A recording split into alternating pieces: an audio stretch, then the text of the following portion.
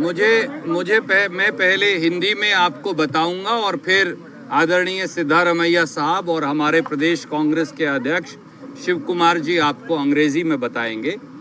आज कर्नाटक के 3 दर्जन से अधिक वरिष्ठ नेताओं की बैठक माननीय खड़गे साहब और माननीय राहुल गांधी जी के साथ हुई, जिसमें मुख्यमंत्री आदरणीय सिद्धारमैया जी, उप मुख्यमंत्री व पीसीसी अध्यक्ष डीके शिव कुमार जी, अखिल भारतीय कांग्रेस कमेटी के सचिवगण, अग्रिम संगठनों के अध्यक्षगण और नेतागण मौजूद रहे।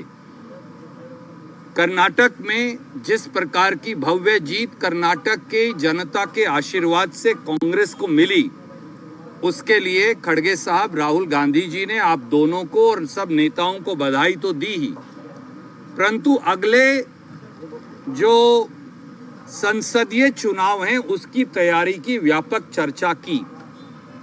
उसको लेकर कुछ महत्वपूर्ण निर्णय भी लिए गए। एक महत्वपूर्ण निर्णय लिया गया कि पार्टी संगठन का एक वरिष्ठ नेता और एक मंत्री हर एक संसदीय सीट का प्रभारी होगा और अगले 6 से 7 महीने जब तक संसद का चुनाव संपूर्ण नहीं हो जाता, पार्टी के संगठन की पूरी तैयारी की जिम्मेवारी उनकी होगी। श्री राहुल गांधी जी ने, श्री मल्लिकार्जुन खड़गे साहब ने मुख्यमंत्री व उप मुख्यमंत्री दोनों को गारंटीज लागू करने के लिए बधाई दी, मुबारकबाद दी। बाकायदा कांग्रेस पार्टी के अध्यक्ष और पूर्व अध्यक्ष को बताया गया कि 3.5 करोड़ से ज्यादा लोग, 3 करोड़ 50 लाख, ओवर 3 करोड़ 50 लाख पीपल, उनको जो महीने का पैसा 5 किलो चावल के बदले में देना था, वो महीने का हस्तांतरण हो चुका है। हमारी जो बहनें हैं कर्नाटका की, महिलाएं हैं, बेटियां हैं, करोड़ों ट्रिप्स इस समय वो मुफ्त बस की कर चुकी हैं और महिला मोबिलिटी में एक नया निखार और पूरे देश को दिखाने वाला रास्ता वहां आया है। मुफ्त बिजली की जो 200 यूनिट तक की योजना थी, इसी महीने की 5 तारीख को, 5 अगस्त को उसको लॉन्च कर देंगे और कर्नाटक के 2 करोड़ से ज्यादा डोमेस्टिक कंज्यूमर्स को 0 बिल आना शुरू हो जाएगा। गुलबर्गा में इसकी शुरुआत करेंगे 5 अगस्त को। इसी प्रकार से इस देश की सबसे महत्वपूर्ण और दुनिया की सबसे बड़ी महिला डायरेक्ट बेनिफिट ट्रांसफर योजना गृह लक्ष्मी, जो श्रीमती सोनिया गांधी जी, खड़गे साहब, राहुल जी, प्रियंका जी, सिद्धारमैया जी, डीके शिव कुमार जी और हम सबका स्वप्न था, उसके लिए बाकायदा 18,000 करोड़ रुपए की राशि इस बजट में बतौर वित्त मंत्री सिद्धारमैया साहब ने रखी है।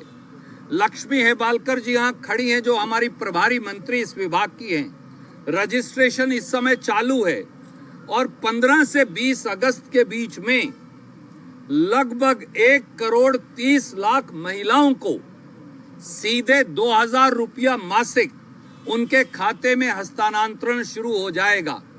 कांग्रेस पार्टी ने निर्णय लिया और ये बताया गया कि लगभग प्रांत के 92 से 93% लोग किसी ना किसी कांग्रेस की गारंटी से लाभान्वित होंगे। और एक तरफ मोदी जी हैं, जो कर्नाटक के मॉडल की दुहाई देकर पानी पी पी कर कोसते हैं, हमें क्रिटिसाइज करते हैं। एक तरफ कांग्रेस की सरकार है, जिसने जन कल्याण की एक ऐसा रास्ता शुरू किया है जिसका अनुसरण भाजपा की सरकारें भी करने लगी हैं, अलग अलग प्रांतों के अंदर हमारी आलोचना करते हुए भी। तो ये जान लीजिए कि कर्नाटक के 92% लोग कांग्रेस की गारंटियों से लाभान्वित होंगे और हमने निर्णय लिया कि कांग्रेस के कार्यकर्ता अगले 6 महीने में एक बेनिफिशियरी के घर तक जाएंगे, उनको कांग्रेस के इस कार्यक्रम से जोड़ेंगे और संसदीय चुनाव में, ताकि उनकी एक निर्णायक रचनात्मक भूमिका रहे। मुख्यमंत्री जी ने, हमारे प्रदेश कांग्रेस कमेटी के अध्यक्ष ने, उन्होंने ये कहा कि कर्नाटक में कांग्रेस पार्टी कम से कम 20 सीट अवश्य संसदीय चुनाव में जीतेगी। 3/4 से ज्यादा सीट जीतकर कांग्रेस का परचम लहराएंगे। कोशिश करेंगे कि 28 की 28 सीट जीतें, परंतु कम से कम 20 सीट कांग्रेस पार्टी जीतेगी।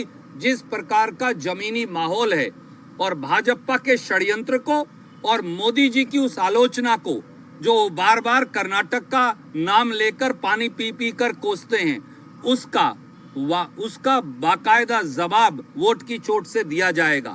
अब मैं अनुरोध करूंगा आदरणीय सिद्धारमैया जी से कि वो अपनी बात कहेंगे और फिर प्रदेश कांग्रेस अध्यक्ष। कन्नड़ದಲ್ಲಿ ಹೇಳು, ಇಂಗ್ಲಿಷ್ನಲ್ಲಿ ಹೇಳು। आप कन्नड़ा में बोलिए सर, आप इधर सेंटर में आ जाइए। I will speak in Kannada. Mr. D.K. Shivakumar will speak in English. Okay. Those who do not know Kannada, I am sorry. I can't speak in Hindi. I can speak in English, but D.K. Shivakumar will speak in English. I will speak in Kannada. Because now he knows Hindi also. He knows little bit of Hindi. Little. I can understand Hindi, but I can't express. That is my problem. Anyway, ಇವತ್ತು ಕಾಂಗ್ರೆಸ್ ಹೈಕಮಾಂಡ್ನವರು, ಅಧ್ಯಕ್ಷರು ಮತ್ತು ರಾಹುಲ್ ಗಾಂಧಿ ಅವರು, ವೇಣುಗೋಪಾಲ್ ಅವರು, ಸುರ್ಜೇವಾಲಾ ಅವರು, ಎಲ್ಲ senior leaders, ಕಾಂಗ್ರೆಸ್ನ senior ಲೀಡರ್ಸ್ನನ್ನು ಮತ್ತು ನನ್ನ ಸಚಿವ ಸಂಪುಟದ ಎಲ್ಲ ಮಂತ್ರಿಗಳನ್ನು ಇವತ್ತು ಮೀಟಿಂಗ್ ಕರೆದಿದ್ದರು. ಅದರಲ್ಲಿ ನಾನು ಭಾಗವಹಿಸಿದ್ದೆ, ಡಿ ಕೆ ಶಿವಕುಮಾರ್ ಭಾಗವಹಿಸಿದ್ರು, ಎಲ್ಲ ಮಂತ್ರಿಗಳು ಭಾಗವಹಿಸಿದ್ರು, ಮತ್ತು ಎಲ್ಲ ಸೀನಿಯರ್ ಲೀಡರ್ಸು ಯಾರ್ಯಾರನ್ನು ಕರೆದಿದ್ರು ಅವರೆಲ್ಲರೂ ಕೂಡ ಭಾಗವಹಿಸಿದ್ರು. ಭಾಳ ಮುಖ್ಯವಾಗಿ ಚರ್ಚೆ ಆದದ್ದು ಮುಂಬರ್ತಕ್ಕಂಥ ಲೋಕಸಭಾ ಚುನಾವಣೆ ಬಗ್ಗೆ.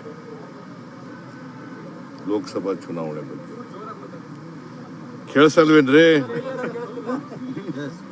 ಲೋಕಸಭಾ ಚುನಾವಣೆ ಬಗ್ಗೆ ಚರ್ಚೆ ಆಯಿತು. ಎಲ್ಲರೂ ಅವರವರ ಅಭಿಪ್ರಾಯಗಳನ್ನು ಹೇಳಿದ್ದಾರೆ. ಈಗಾಗಲೇ ಸುರ್ಜೇವಾಲಾ ಅವರು ಹೇಳಿದ್ದಾರೆ, ನಾವು ತೆಗೆದುಕೊಂಡಿರ್ತಕ್ಕಂಥ ನಿರ್ಣಯವನ್ನು, ಮೊದಲನೇ ನಿರ್ಣಯ ಏನಪ್ಪ ಅಂತಂದರೆ, 31 ಜಿಲ್ಲೆಗಳಿದ್ದಾವೆ ಕರ್ನಾಟಕದಲ್ಲಿ, 31 ಜಿಲ್ಲೆಗಳು. ಎಲ್ಲ ಜಿಲ್ಲೆಗಳಿಗೂ ಕೂಡ ಡಿಸ್ಟ್ರಿಕ್ಟ್ ಇನ್ಚಾರ್ಜ್ ಮಿನಿಸ್ಟ್ರಿಗಳಿದ್ದಾರೆ.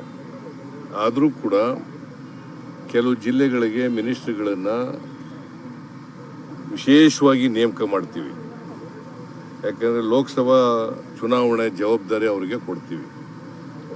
ಮಿನಿಸ್ಟ್ರಿಗಳು, ಡಿಸ್ಟ್ರಿಕ್ಟ್ ಇನ್ಚಾರ್ಜ್ ಮಿನಿಸ್ಟ್ರಿಗಳು ಕೂಡ ಜವಾಬ್ದಾರಿ ತಗೋಬೇಕು. ಕೆಲವು ಮಿನಿಸ್ಟ್ರಿಗಳಿಗೂ ಕೂಡ ಜವಾಬ್ದಾರಿಯನ್ನು ಕೊಡ್ತೀವಿ. ಸೊ ಒಟ್ಟಾರೆಯಾಗಿ ಲೋಕಸಭೆಯಲ್ಲಿ ನಾವು ಹೆಚ್ಚು ಸ್ಥಾನಗಳನ್ನು ಗೆಲ್ಲಬೇಕು ಅಂತಕ್ಕಂಥದ್ದು ಉದ್ದೇಶ. ಇವತ್ತು ವಾತಾವರಣ ಕಾಂಗ್ರೆಸ್ ಪರವಾಗಿದೆ. ಕಾರಣ ಯಾಕಪ್ಪ ಅಂತಂದರೆ, ನಾವು ನುಡಿದಂತೆ ನಡೆದಿದ್ದೀವಿ.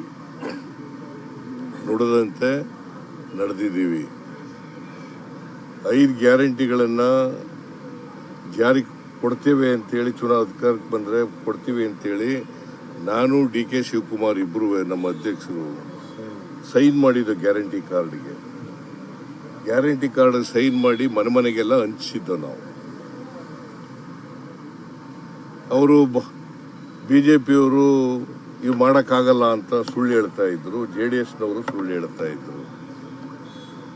S a matter of fact Narendra ಮೋದಿಯವರೇ ಹೇಳಿದ್ರು, ಈ 5 ಗ್ಯಾರಂಟಿಗಳನ್ನು ಜಾರಿ ಮಾಡೋಕ್ಕಾಗಲ್ಲ, ಇದು ಮಾಡಿದ್ರೆ ರಾಜ್ಯ ಆರ್ಥಿಕವಾಗಿ ದಿವಾಳಿ ಆಗಿಬಿಡ್ತದೆ ಅಂತ ನರೇಂದ್ರ ಮೋದಿಯವರು ಹೇಳಿದ್ದು.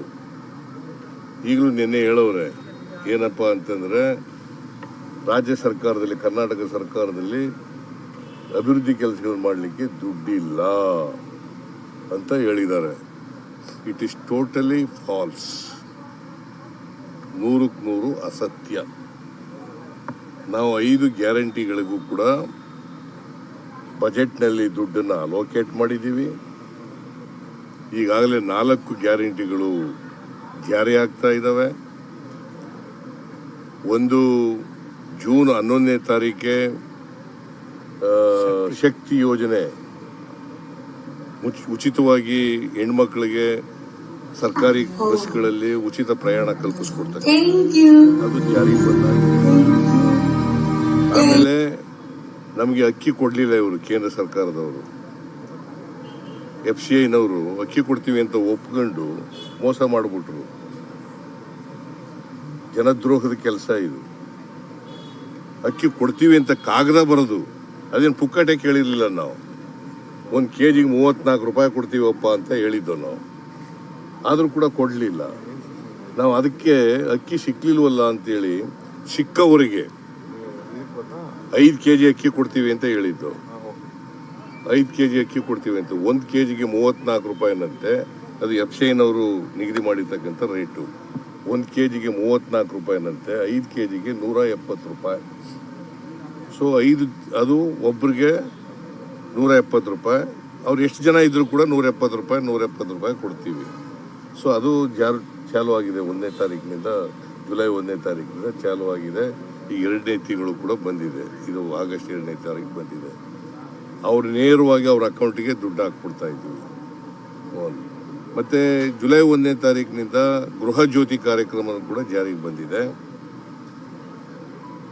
200 ಯೂನಿಟ್ವರೆಗೆ ಫ್ರೀಯಾಗಿ ಕೊಡ್ತೀವಿ.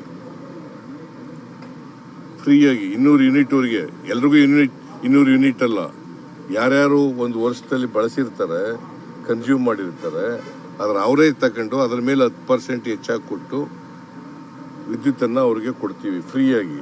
ಅವರು ಮುಂದೊಂದು ತಿಂಗಳಿಂದ ಬಿಲ್ ಕಟ್ಟಬೇಕಾಗಿಲ್ಲ.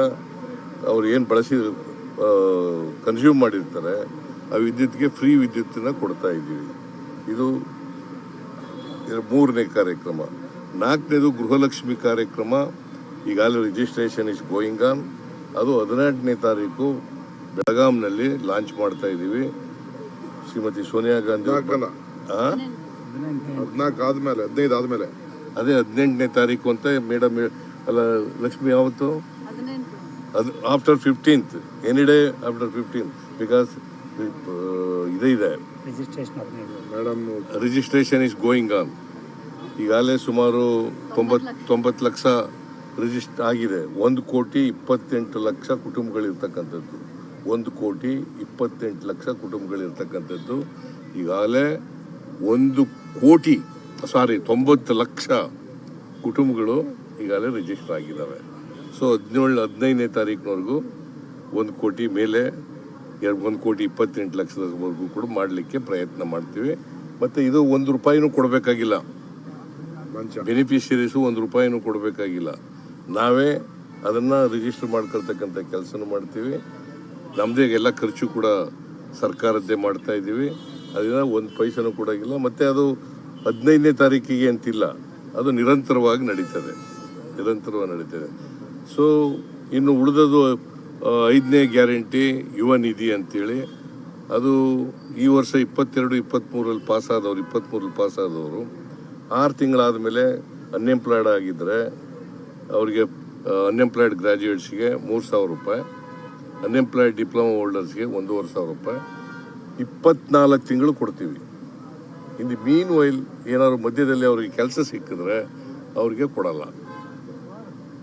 ಕೆಲಸ ಸಿಕ್ಕದೆ ಹೋದರೆ 20 ತಿಂಗಳು ಕೊಡ್ತೀವಿ. 24 ತಿಂಗಳು ಕೂಡ, ಅಂದರೆ 2 ವರ್ಷ ಕೊಡ್ತೀವಿ. ಅದ್ರ ಜೊತೆಗೆ ಅವ್ರಿಗೆ ಸ್ಕಿಲ್ ಡೆವಲಪ್ಮೆಂಟು ಕೂಡ ಮಾಡಿಕೊಡ್ತೀವಿ. ಮಾರ್ಕೆಟಿನಲ್ಲಿ ಏನು ಡಿಮ್ಯಾಂಡ್ ಇದೆ ಅದಕ್ಕೆ ಅನುಗುಣವಾಗಿ ಸ್ಕಿಲ್ ಡೆವಲಪ್ಮೆಂಟು ಕೂಡ ಯುವಕರಿಗೆ ಯುವತಿಯರಿಗೆ ಮಾಡಿಕೊಡ್ತಕ್ಕಂಥ ಕೆಲಸವನ್ನು ಮಾಡ್ತೀವಿ.